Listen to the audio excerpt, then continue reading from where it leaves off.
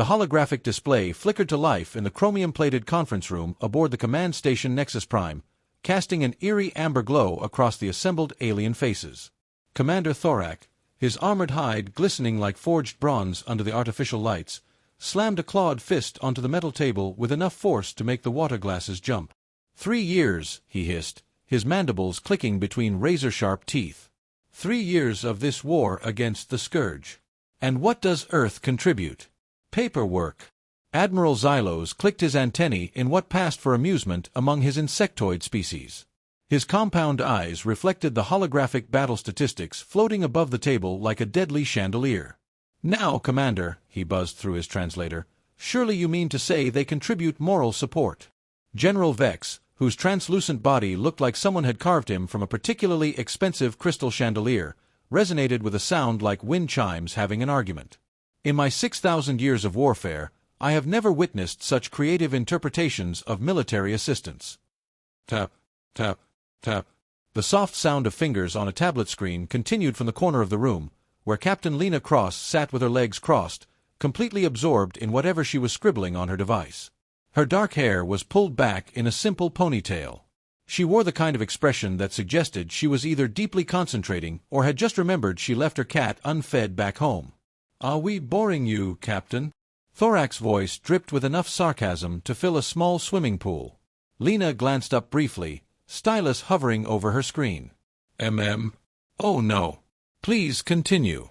This is fascinating. She gave a small smile and went back to her notes. Xylos's antennae twitched with irritation. Perhaps you'd care to share Earth's impressive contribution to our cause. I'm sure your, what do you call them? Peacekeeping forces have quite the body count to report. The human didn't look up from her tablet. We prefer the term conflict resolution specialists, actually. Conflict resolution, Vex laughed. His laugh sounded like someone dropping a xylophone down a staircase. How delightfully quaint. Tell me, Captain, exactly how many Scourge have your specialists resolved? Lena's stylus paused for half a second. Well, that depends on how you're counting. Really? Thorak sneered. Counting is fairly straightforward. Dead enemies. Numbers. Simple mathematics.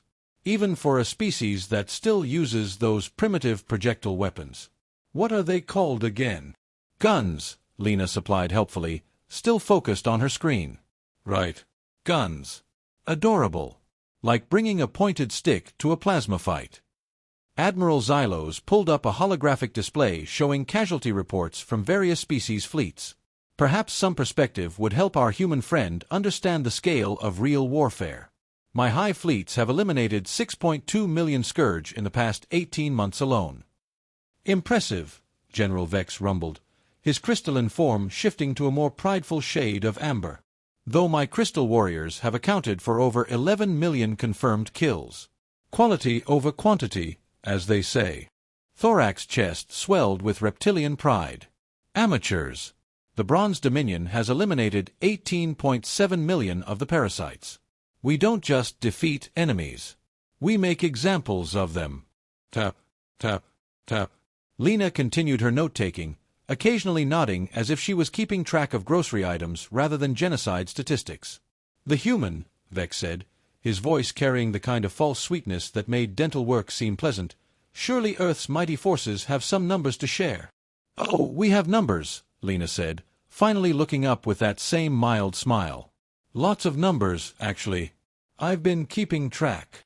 The 3 alien commanders exchanged glances that would have been meaningful if any of them had understood what humans were really capable of.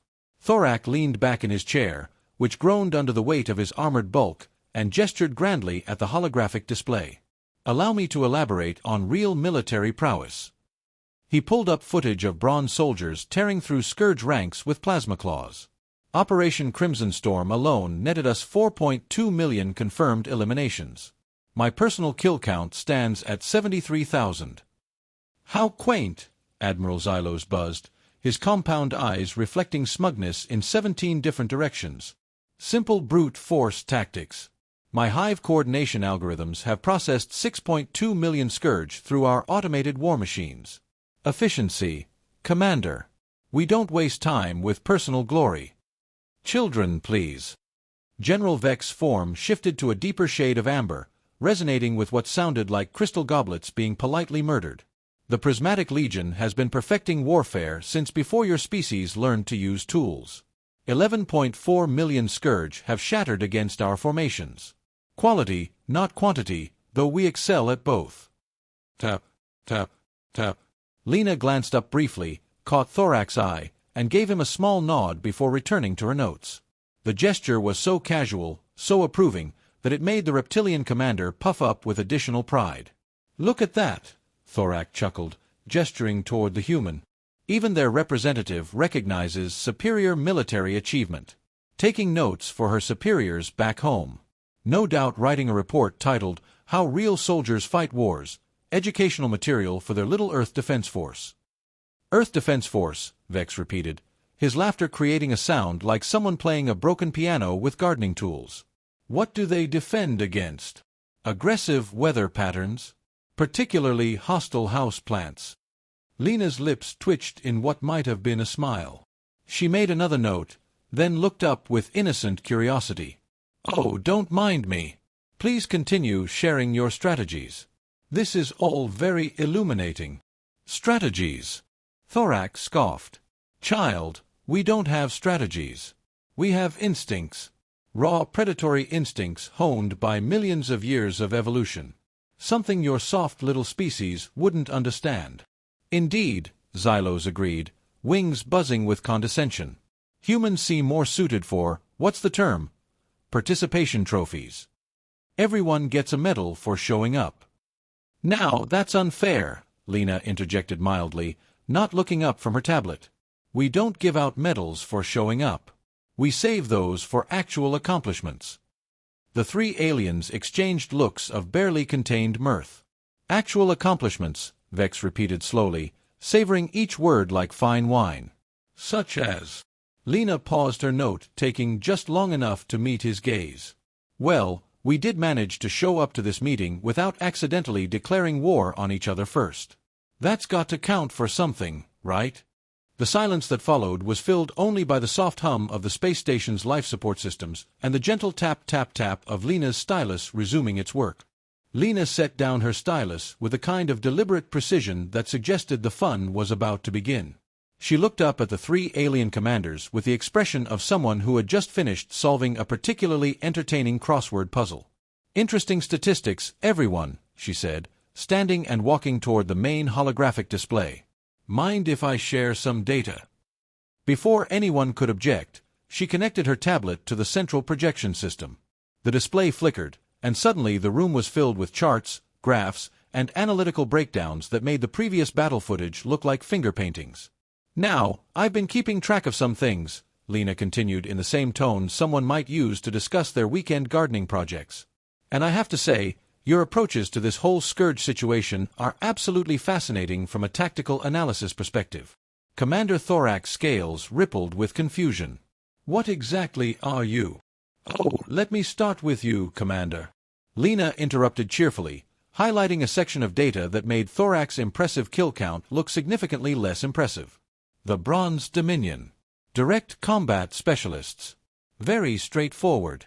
Your 18.7 million eliminations are quite remarkable, especially considering you've lost 12.4 million of your own forces in the process. The reptilian commander's jaw dropped, revealing rows of teeth that suddenly seemed less intimidating and more ornamental. That's a 67% casualty rate on your side, Lena continued, pulling up comparative analysis charts. Which means that for every scourge you eliminate, you lose 0.66 of your own warriors. Mathematically speaking, you're essentially trading your species for theirs at a loss. Admiral Xylos's compound eyes focused nervously on the display. Now see here. Admiral, you're next. Lena's enthusiasm was the kind reserved for children showing off science fair projects. The Hive Collective. Technological warfare. Automated systems. Very efficient. 6.2 million processed through your war machines. Impressive throughput, really. She highlighted another section of data that made Xylos's antennae twitch with growing alarm. However, your approach is remarkably predictable. The Scourge have adapted to your algorithmic patterns in 78% of engagements over the past 8 months. Your efficiency rate has dropped from 89% to 39%, and it's declining by roughly 4% per month. Xylos's mandibles clicked rapidly, which in his species indicated either extreme agitation or an attempt to perform complex mathematics. Possibly both.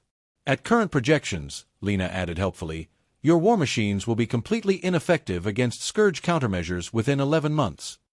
General Vex's crystalline form shifted to a distinctly uncomfortable shade of orange. Surely you don't intend to. Oh, but I do. Lena beamed at him with genuine delight. General Vex. The Prismatic Legion. Ancient, experienced, 11.4 million eliminations. Quite the legacy of warfare. The holographic display shifted to show tactical analyses that made Vex's 6,000 years of military experience look like an extended game of chess against particularly slow opponents. Your formations are absolutely magnificent, Lena continued with the kind of appreciation usually reserved for museum artifacts. Classic pincer movements, crystalline phalanx charges, prismatic energy bombardments. Textbook examples of traditional warfare. She paused, letting the compliment hang in the air. Unfortunately, they're also textbook examples of tactics that were cutting edge about 3,000 years ago. Vex's resonant frequency dropped to what could only be described as a crystalline whimper. The Scourge have complete tactical profiles on your standard formations, Lena said. They've been using your predictable deployment patterns to set traps for the past 20 months. Your actual kill-to-engagement ratio is 41% below optimal efficiency. She stepped back from the display, clasping her hands behind her back like a professor who had just finished explaining why the student's homework was adorably wrong. So to summarize, Lena said with a satisfied air of someone who had just organized a particularly messy closet, we have direct combat with unsustainable losses, technological warfare with declining effectiveness, and traditional tactics that the enemy has completely figured out. The 3 alien commanders stared at the display in stunned silence. Their impressive kill counts suddenly looked less like achievements and more like participation ribbons in a contest they were slowly losing. But hey, Lena added with a cheerful shrug, at least you all showed up with really impressive numbers, right? She tapped her tablet again, and the holographic display shifted to show something that made the 3 alien commanders lean forward with expressions ranging from confusion to dawning horror.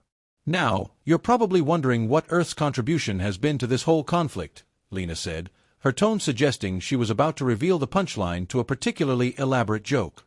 And I have to admit, our approach has been unconventional. The display showed footage of humans in lab coats, not battle armor. Scientists with clipboards, not soldiers with weapons.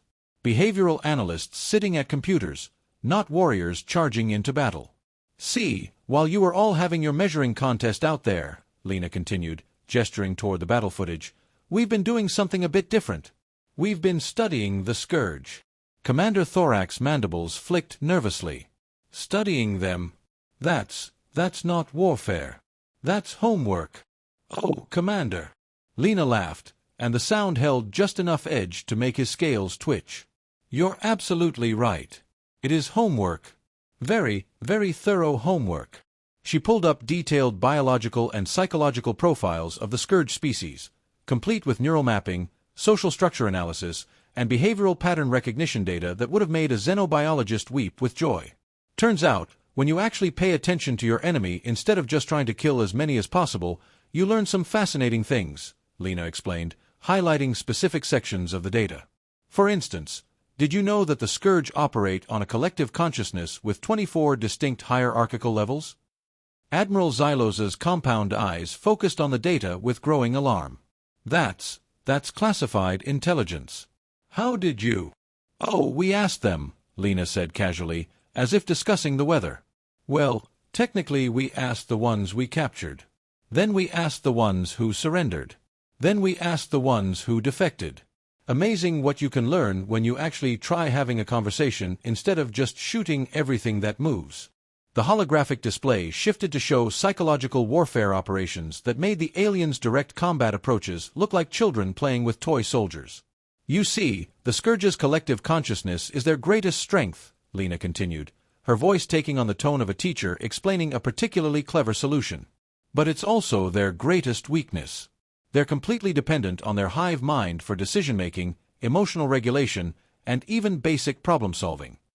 She pulled up real-time footage of human psychological operations teams working with captured scourge specimens. The silence in the room was so complete that even the station's life support systems seemed to hold their breath. "Turn it off," General Vex whispered, his crystalline form crackling with static.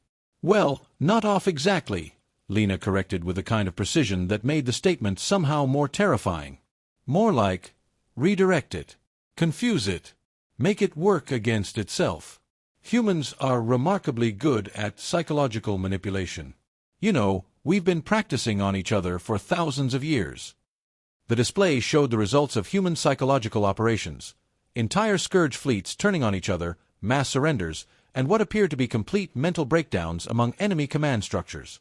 "While you were all focused on eliminating individual scourge," Lena explained, her tone becoming more businesslike, "we identified the critical nodes in their collective consciousness.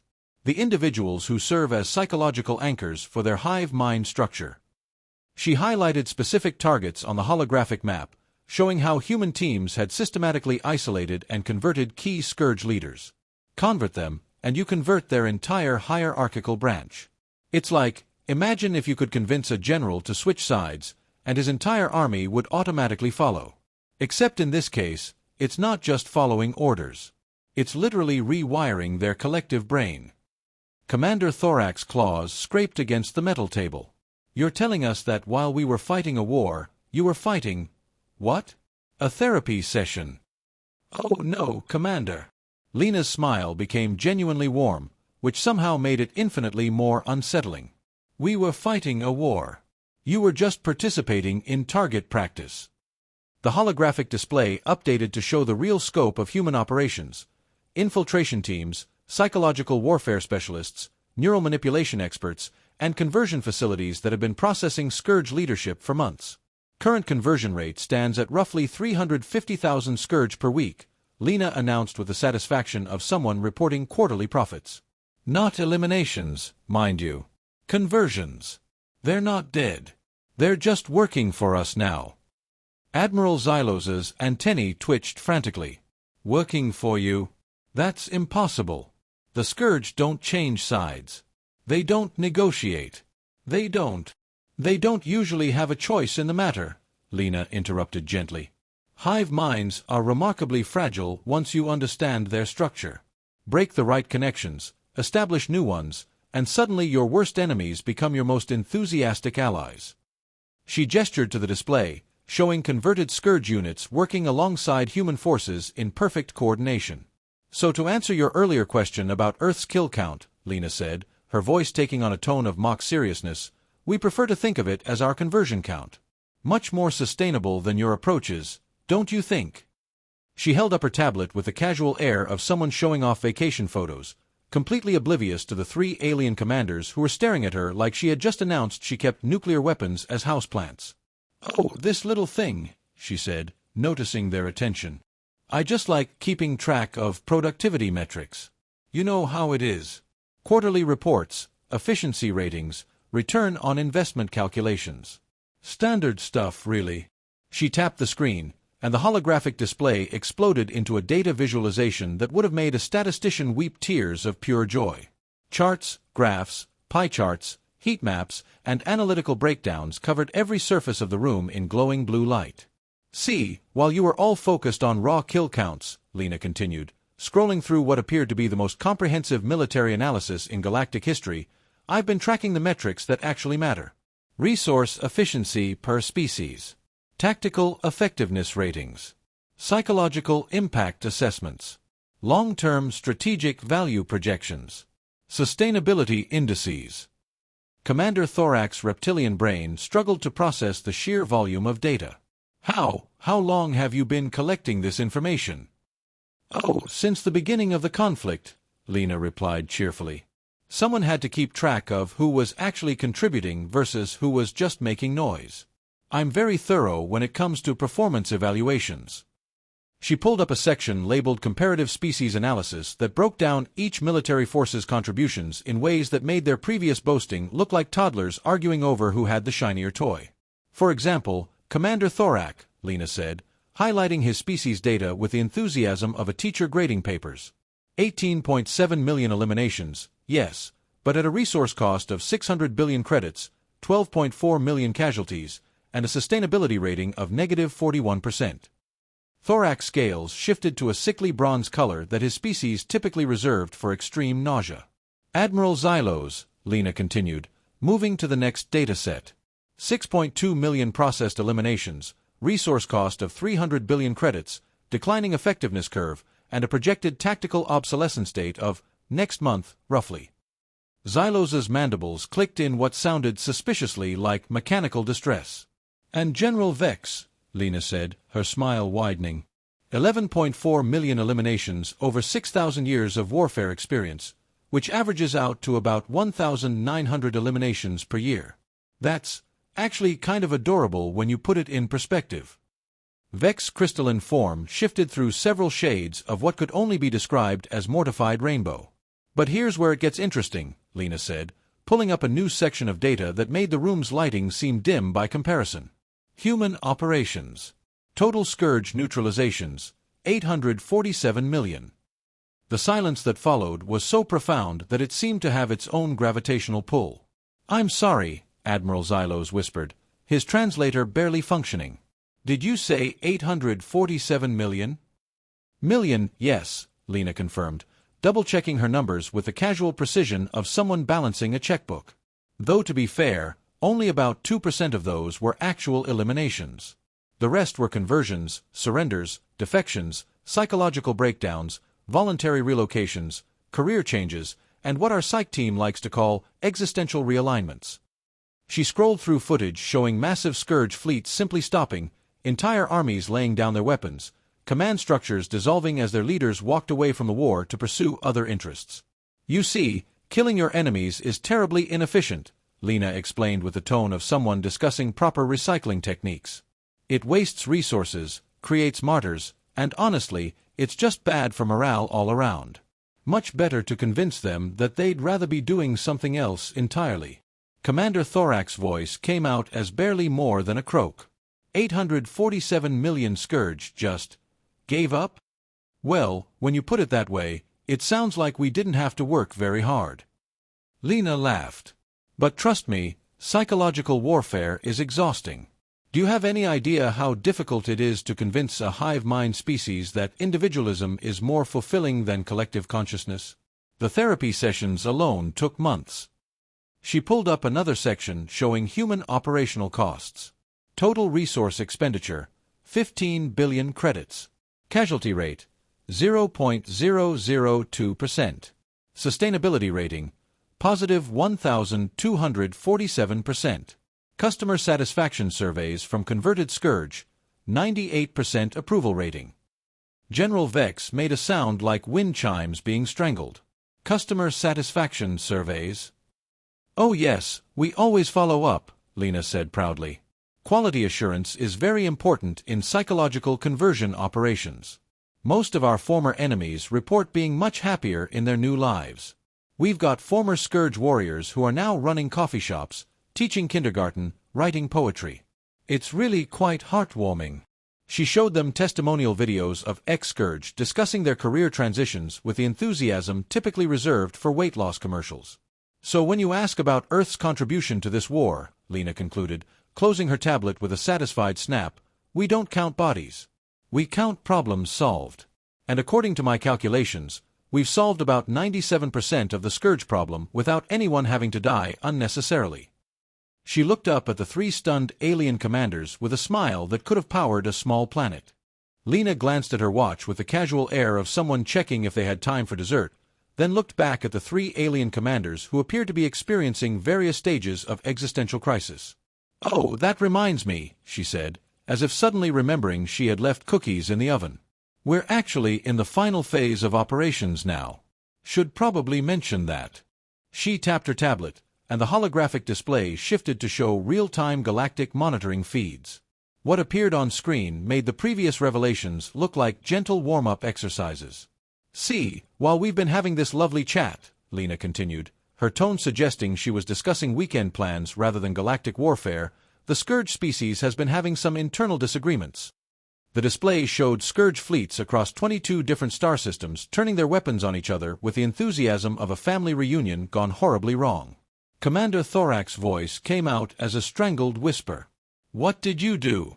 "Oh, we just introduced them to some new concepts," Lena replied, highlighting different conflict zones with the satisfaction of a teacher showing off a successful science experiment.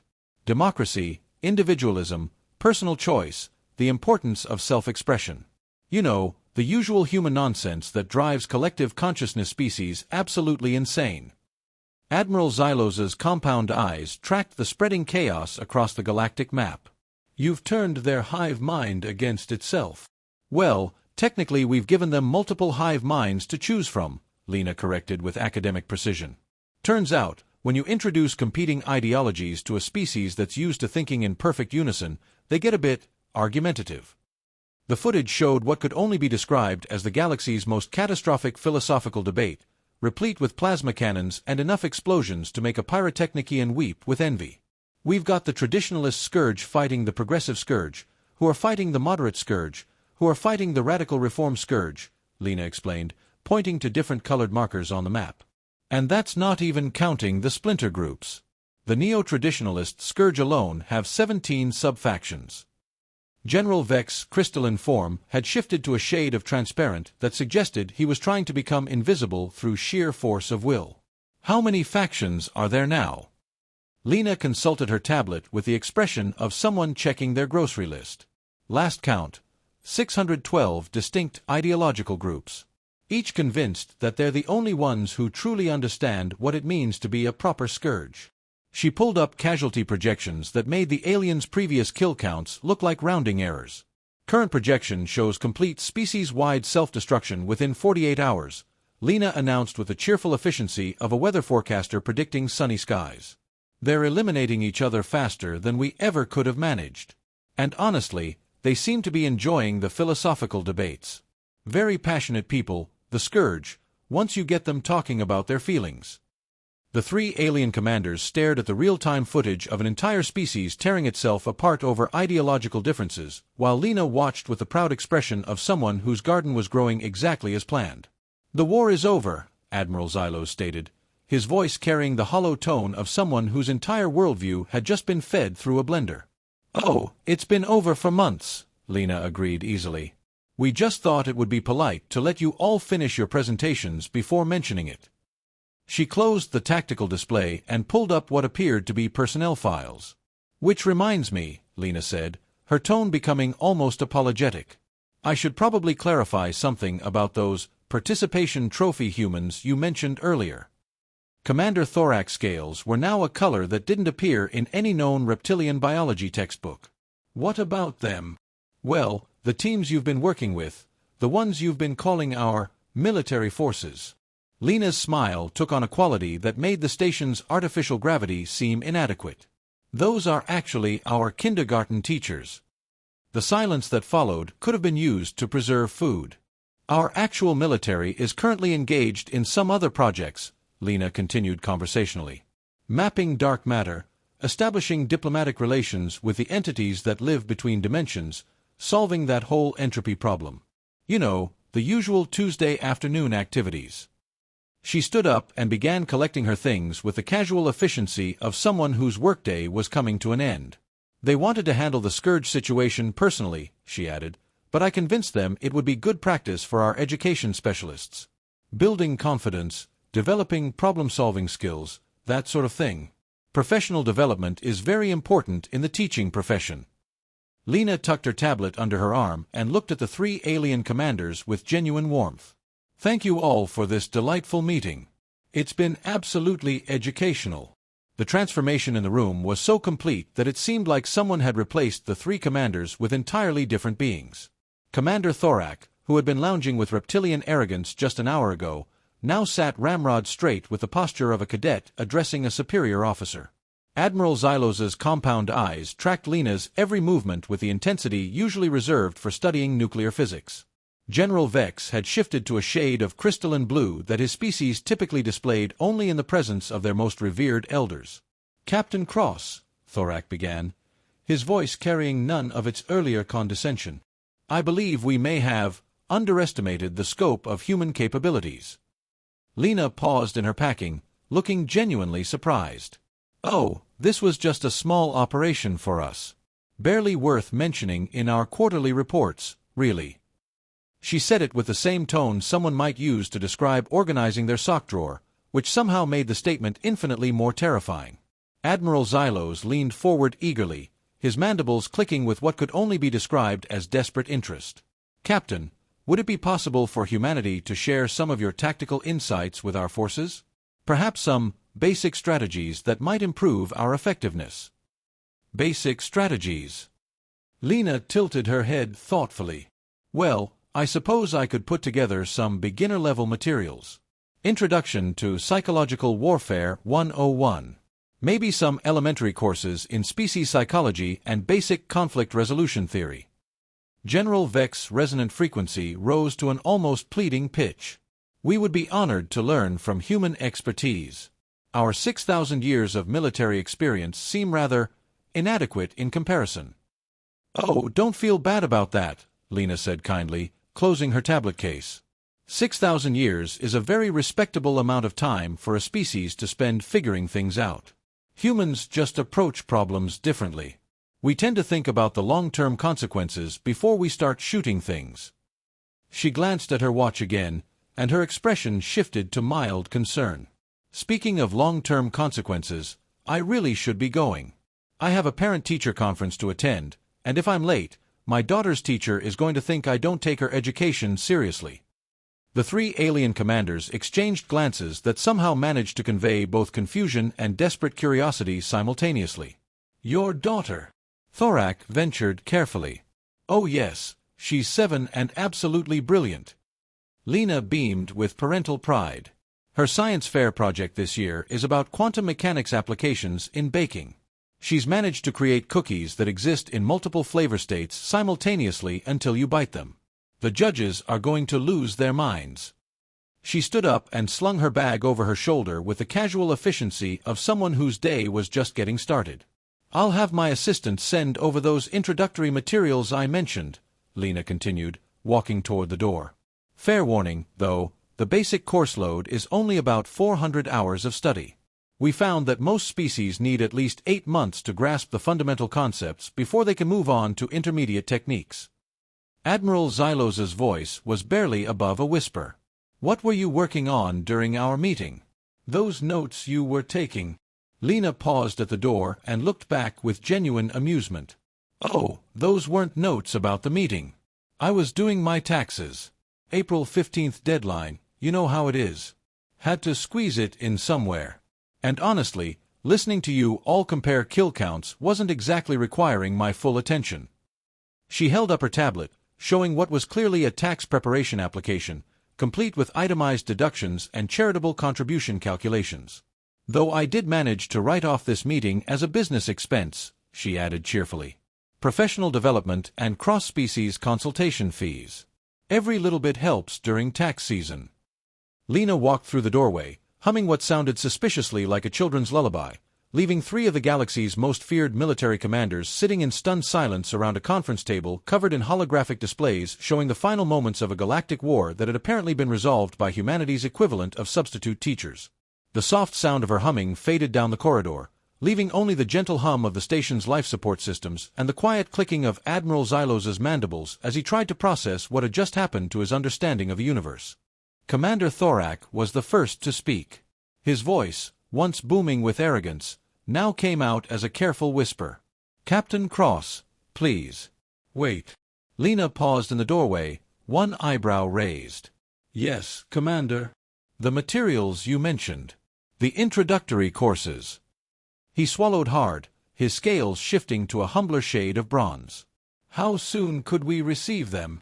Lena turned back, leaning against the doorframe with the casual grace of someone who had all the time in the world. I can have my assistant send the files within the hour.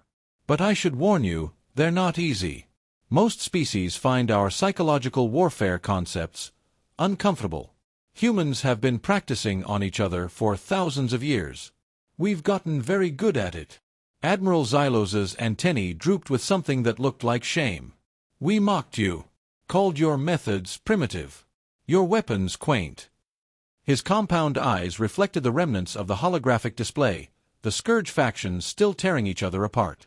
We were incorrect. Incorrect, General Vex echoed, his crystalline form flickering through shades of gray. That is an understatement.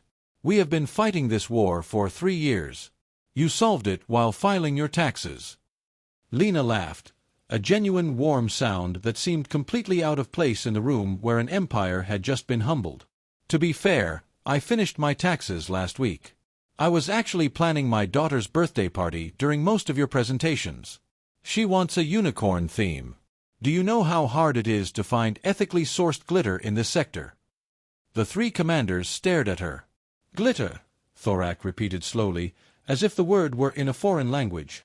Ethically sourced, Xylos added, his translator struggling with the concept. It's a whole thing, Lena waved her hand dismissively. Anyway, the materials will be in your inboxes by tomorrow. I've also included some recommended reading, human history, particularly our World Wars and Cold War. Pay special attention to the chapters on propaganda, psychological operations, and the strategic use of misinformation. That's where we really refined our craft. She turned to leave again, then stopped. Oh, and one more thing. Her voice lost its cheerful edge, becoming something colder. Something that reminded the 3 commanders that despite her small size and pleasant smile, this woman represented a species that had just dismantled an enemy they couldn't touch. The converted Scourge units under human command? They're not going anywhere. We're keeping them. They've proven to be excellent allies. Loyal, hard-working, eager to please. It's remarkable what a difference proper management makes. General Vex's crystalline structure seemed to shrink. You're building an army. We're building relationships, Lena corrected with a smile that didn't reach her eyes. There's a difference. Our converted friends chose to work with us. We didn't force them. We just showed them there was another way to live. One that didn't involve endless war and mindless consumption. She shrugged. Turns out, most species prefer peace when you give them the option. Who knew? Commander Thorak's claws clicked against the table. And what of us? The Bronze Dominion. We have spent millennia conquering, fighting, killing. Are we your next project? Lena considered the question seriously. Her expression softened. Commander, we have no interest in conquering you. Or anyone. That's not what we do. She walked back toward the table, placing her hands flat on its surface. We're not like the Scourge. We're not like any species you've encountered. We don't want your worlds, your resources, or your submission. What we want is stability. A galaxy where we don't have to worry about our children being eaten by hive-minded parasites. She looked at each of them in turn. You can be part of that stability, or you can keep doing what you're doing, burning through your populations, draining your economies, fighting a war you are never going to win. The choice is yours. But if you choose to work with us, you'll need to learn new ways. Our ways. Because we won't change for you. The room was silent. Admiral Xylos spoke first. The Hive Collective wishes to learn. As does the Bronze Dominion, Thorak added, his pride clearly wounded but his survival instincts intact. General Vex's crystalline form pulsed with a soft, steady light, the Ketheri equivalent of surrender. The Prismatic Legion yields to human wisdom. Lena nodded, satisfied. Good. Then I'll see you in class. She walked out of the room, her footsteps echoing down the corridor. The 3 commanders sat in silence for a long moment, watching the holographic display as the last remnants of the Scourge fleet tore themselves apart. The war is over, Thorak said quietly. And we didn't even know it. Xylos's mandibles clicked slowly. None of us did. Except the humans. They were never fighting the same war as us, Vex observed, his crystalline voice soft with wonder. We were fighting for victory. They were fighting for resolution. There's a difference. The three commanders sat in the darkening room, watching the stars through the viewport, and began the long, humbling process of rethinking everything they thought they knew about strength, power, and the quiet woman who had defeated an empire while doing her taxes. 3 months later, Lena Cross sat in a small classroom on Earth, surrounded by alien commanders in training. Thorak took notes with a stylus designed for his claws. Xylos had learned to operate a human tablet. Vex's crystalline form reflected the glow of a PowerPoint presentation titled Conflict Resolution 101. Why shooting first is usually a mistake. Lena smiled. All right, class. Today we're going to talk about active listening. Somewhere in the distance, the galaxy was healing.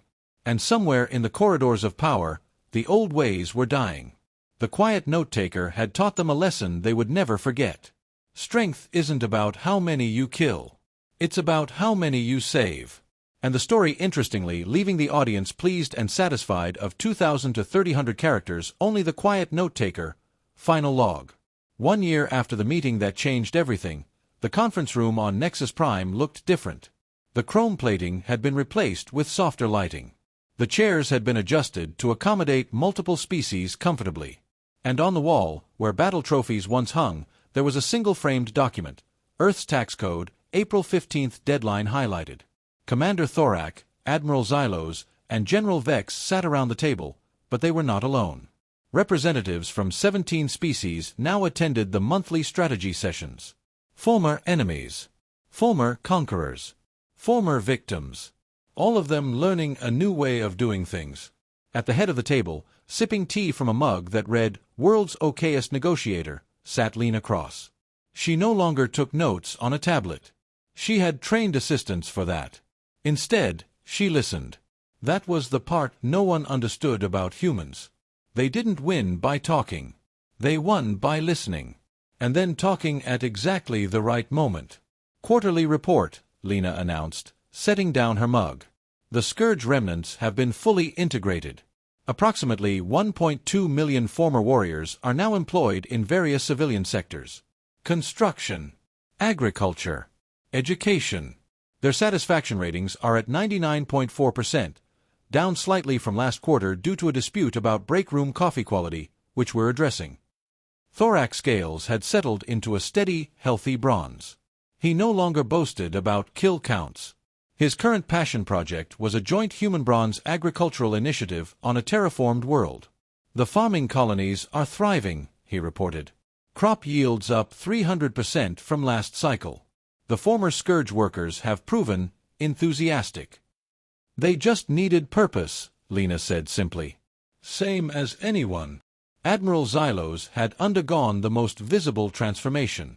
His Hive Collective had abandoned automated warfare entirely. Now, his people specialized in interstellar infrastructure, building roads between stars, literally. The trade routes you requested are complete, he buzzed, his translator smooth and practiced now. Commerce between human space and the former Dominion territories has increased by 800%. General Vex's crystalline form had settled into a pleasant shade of amber, contentment, by his species' standards. His prismatic legion had disbanded. In its place, he commanded a disaster response network. When a moon suffered a catastrophic collapse last month, his people were the first on site. We saved 2.3 million lives, he said quietly. That is better than killing. Lena smiled. That's the spirit. The meeting continued. Trade agreements. Cultural exchange programs. A proposal for a joint scientific mission to explore a neighboring galaxy. The old conversations about kill counts and body piles had been replaced by something else. How many saved? How many helped? How many lifted up? Midway through, a junior officer entered and whispered something to Lena. She nodded and stood. I have to take this. Family call. She stepped into the corridor, where a holographic projection of her daughter, now 8 years old, missing 2 front teeth, holding a science fair trophy, waited. Mom, I won.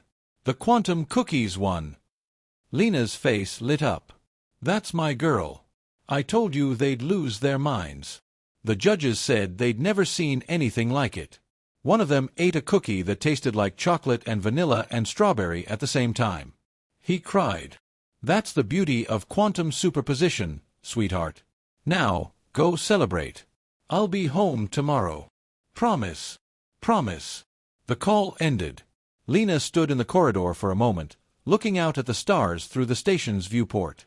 The same stars that had once been dominated by tyrants and conquerors. Now they were dotted with refugee centers, trade posts, schools, hospitals. Human ships moved alongside bronze vessels, Ketheri crystalline structures, and even former scourge transport carriers.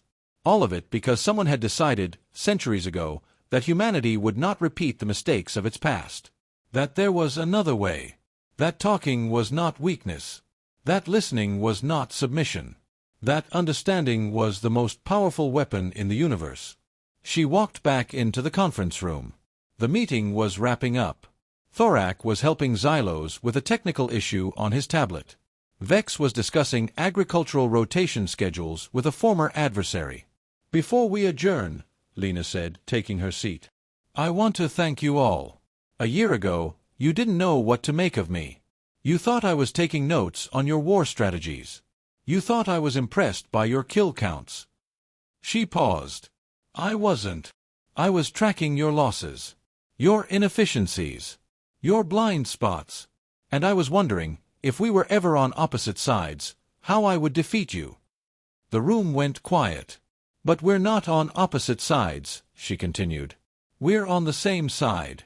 Not because I tricked you or converted you or defeated you. Because you chose to be here. You chose to learn.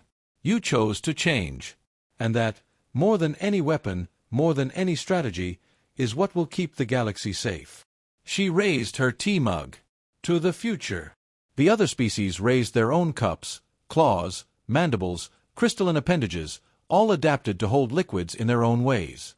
"To the future." They drank. They talked. They planned. And somewhere, in a classroom on Earth, a little girl was explaining quantum mechanics to her classmates, unaware that she was following in her mother's footsteps, changing the universe, one impossible idea at a time. The war was over. The peace had begun. And the quiet note-taker had taught the galaxy the most important lesson of all. You don't have to destroy what you don't understand. You just have to pay attention. Tap, tap, tap. Lena's stylus touched her tablet one last time, not for notes, not for taxes. She was drawing a picture. A small girl, holding a trophy, standing in front of a cookie that tasted like 3 flavors at once. She smiled, closed the tablet, and went home.